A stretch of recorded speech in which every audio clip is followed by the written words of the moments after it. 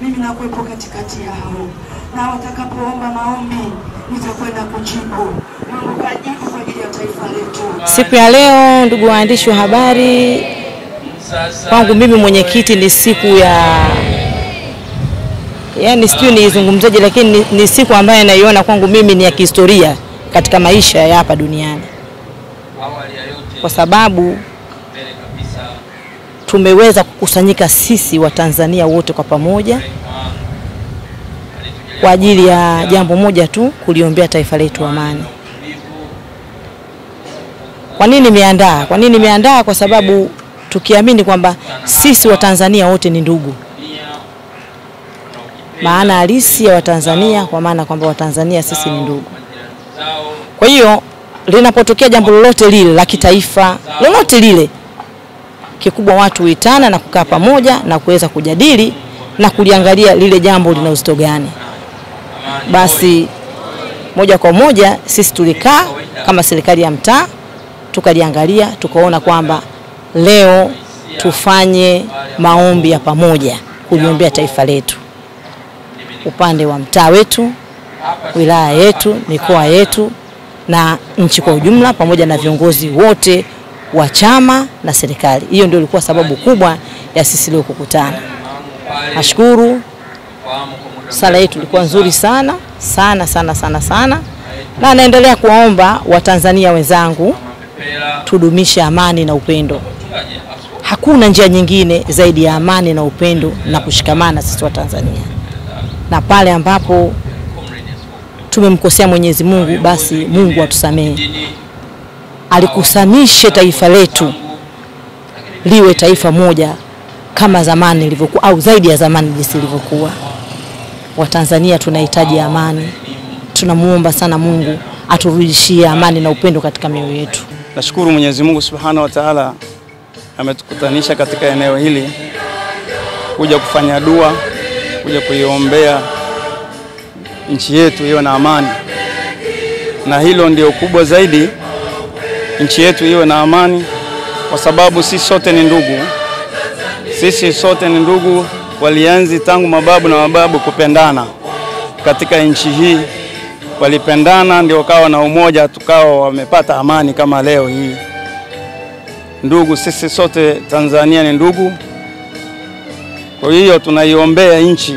Tunashukuru sana waandalizi walioandaa zoezi hili la serikali za mitaa, wenye viti, viongozi wa wilaya.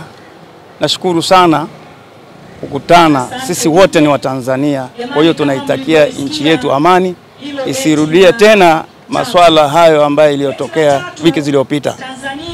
Sisi tunapendana, sisi sote ni ndugu. Ukiambiwa Mtanzania basi ni ndugu yako. Kwa hiyo sisi tunjopenda ni amani. Kama mtu huna amani, hata nyumbani kwako, kama huna amani, basi huwezi kujisikia raha. Na sisi tunapenda, sisi ni wazee ambao tuko sasa hivi tunaelekea ukingoni, tunahusia pamoja na kuhusia vijugu vyetu vije vipendane. Baba yetu ni moja kama alivyokuwa Adamu ni baba yetu, Hawa ni mama yetu. Kwa hiyo walikuwa wanapendana, na Ibrahimu ni baba wa imani, awe Muislamu awe Mkristo. Tuendeleze hii amani tuliyokuwa nayo tangu nchi hii ilipopata uhuru. Kwa hiyo nashukuru sana. Maoni yangu na haya, tupendane wa Tanzania, tusije tukajirudia tena iliyopita. Tunaiombea amani nchi yetu. Mwenyezi Mungu awe mbele, atusimamie swala hili, tusije tukakosea tena. Kwa majina naitwa mchungaji Margaret Mbepera, ni mchungaji wa kanisa la IJT Msasani, Bonde la Mpunga. Maombi yetu tunaelekeza kwa watu wote, na hasa tukiangalia jinsi taifa ambapo sasa tunaona amani imepungua kwa kiasi fulani. Si kama tulivyokuwa kama Watanzania tulizoea. Kama Watanzania tunaweza kuishi vizuri, tunatembea kwa amani, kwa furaha. Lakini sasa hivi tunaona kama kuna kahofu fulani kametuingilia kwenye mioyo yetu, kana kwamba kuna namna fulani imejitokeza kwa sisi wenyewe kama Watanzania, kwa sababu hatujui kama kuna wageni labda wameingia. Si hatujui, kwa sababu tunaiamini serikali yetu na tunaamini ulinzi salama ambao umewekwa na serikali yetu, hatuna shaka, lakini tunaamini sisi wenyewe wa Tanzania ndio tumeivuruga amani kwa kutokuaminiana kimazingira, kimaadili, kiimani. Nadhani hili ndio jambo pekee ambalo naona limeweza kutusababishia hata kutokea ile maafa ya kipindi kilichopita. Na tunapoomba hapa tunamaanisha kwamba tunamwomba Mungu azuie, kwa sababu katika imani zetu za dini zetu tunaamini kwamba Mungu yupo, na kama yupo tunaamini kwamba tukiomba Mungu anasikia na anaweza kutusaidia kuondoa hiyo roho ya jazba ambazo ziko kwenye mioyo ya watu wakarudi kwenye amani ya kawaida na tukaendelea na mambo mengine kama kawaida. Ndio maana tunamwomba Mungu.